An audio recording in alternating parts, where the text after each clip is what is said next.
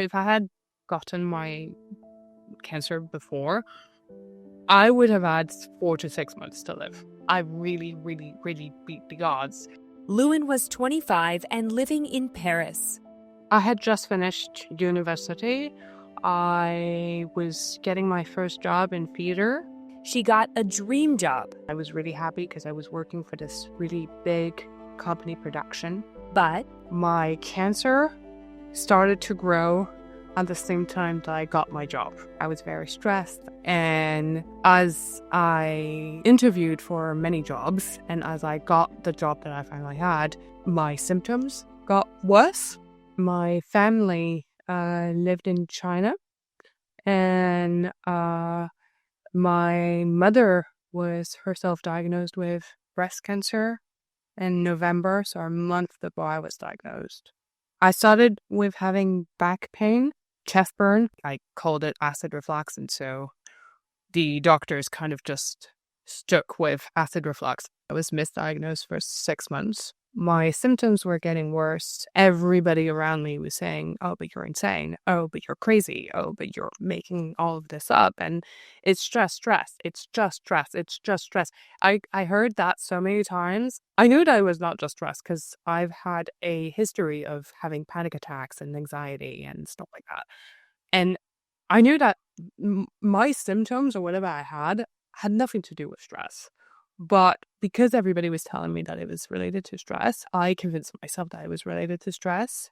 I woke up from a dream in which I believed that I was in a hospital table, but like very sterilized hospital table. And they were trying to get stuff from my stomach out of my stomach and they couldn't get it. And I woke up and I realized that the pain that I had dreamt was not a dream and it was real. I woke up in the middle of the night again one time and I had really bad hunger pang in my stomach. And I knew that if I went to eat, it would ease the pain. So I went to eat and then I fainted. And that has never happened to me. That's when I started to think I really need to see a gastroenterologist. In France, we basically have an app on which we take appointments with doctors. And it's really hard to know which doctors are good ones. You have to go on to Google and Google them and have reviews, or you hear about them, but no one around me had heard about a gastroenterologist who is a good one.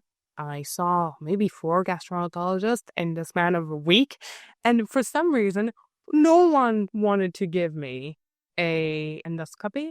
I didn't know that I had cancer, but I had joked with my friends for 3 months, saying, for all we know, it's cancer.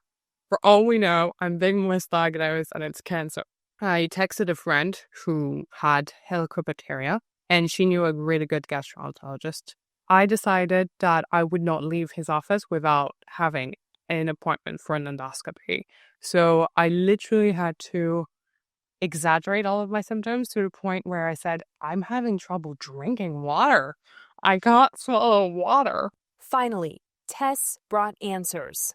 He came back into my room later on and he told me, yeah, I have bad news. You have a lesion, it has an ulcer, and it might be cancerous. And that was the first time I heard the word cancer. And I felt so relieved by hearing the word cancer because I was like, oh my God, I'm not crazy. And oh my God, I'm not making things up. It's like a puzzle piece. It kind of all fell into place one by one. The diagnosis, stage 4 cardia cancer, a type of stomach cancer that affects the top part of the stomach closest to the esophagus. It got quite bad before I got treatment. It got to a point where I was in a lot of pain most of the time. I couldn't really eat anymore. I couldn't really drink anymore. I was losing weight considerably from week to week.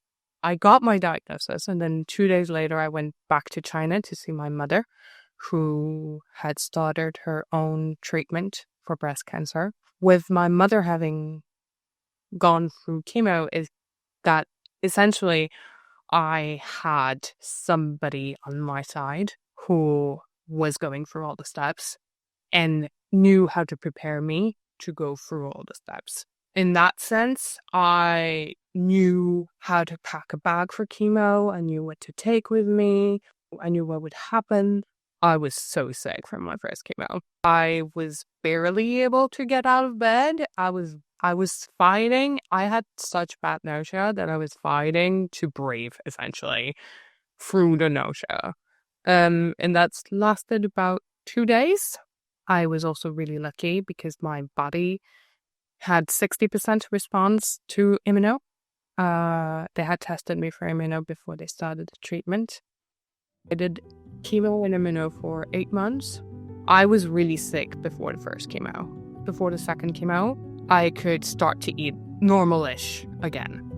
And then by the third chemo, I had gained my strength back. And then by the fourth chemo, we did a scan, and the metastases along the spine were completely gone. It was miraculous. And within 6 months, the cancer was gone. Cancer was gone, but treatment wasn't over. Luwen made a difficult decision to have surgery to lower the risk of her cancer coming back. They took away most of my esophagus and a third of my stomach. So now my stomach has actually been pulled up till here, about here, and I do not have an esophagus anymore. And so essentially all the food falls directly into my stomach and then into my intestines. That changes how you eat considerably. I'm eating better. I have to be really careful about how much oil I'm consuming, what I'm consuming, how much sugar I'm consuming, because from this I also have dumping syndrome. So basically food goes by too quickly in your stomach and falls into your smaller intestines, and it creates horrible stomach pain and nausea and diarrhea and all these wonderful, wonderful things. So I have to be really careful, and I have to be on medicine for the rest of my life. I don't have a choice. I have to do this, even though it's the hardest thing I ever had to do. I survived. It was not easy. My biggest fear today is they took away the sick part so that it doesn't come back in the sick part, except that now all that is left would be breast cancer. I did lose my mind several times. I had therapists. I was surrounded by, so I had my own personal therapist. I had the doctor's therapist. I had a healthcare center therapist. So I was followed by quite a lot of therapists. I got to talk a lot about everything, and that helped too. Luwen now advocates for other young people to empower themselves and push harder for answers. I think a lot of my misdiagnosis came from the fact that I was a woman. So woman's pain has always been minimized. And I was young. So I couldn't be anything bad because I was young. I had to exaggerate my symptoms to be taken seriously and to be looked at and to be like, oh my God, there's actually something wrong with her. You are the one to know your body the best. You are the one who is living in your body. And so you know when something's wrong and you know when something's right. I didn't know how to advocate for myself. And I think cancer taught me how to advocate for myself. And I think that's the most important thing is you have to learn to say to the doctors, no, you are wrong and I am in pain. Or no, you are wrong and I know what is going on with my body. And if they don't listen to you, then you go see somebody else. And then you go see somebody else until you get an answer that satisfies you. Cancer has changed Luwen's view of life, including how she sees her career. It's really scary because I don't really know how to start it all again. I feel like I'm 18, been like, oh my God, so I have all this wealth and I don't really know it and I want to go into it. But at the same time, it's exciting and you get to meet new people and you get to do new stuff. I'm really excited about the world of opportunities and possibilities that has opened itself up to me. I have to make sure that I enjoy the time that I have left as best as I can. and make the most of it. I really want to go into publishing.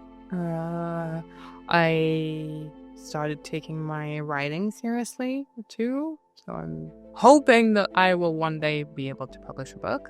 Now, what I want mostly is to be happy and to be at peace and to be healthy.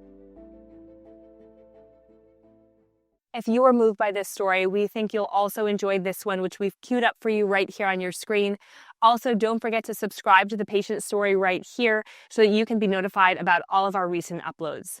Thank you for watching. You are not alone.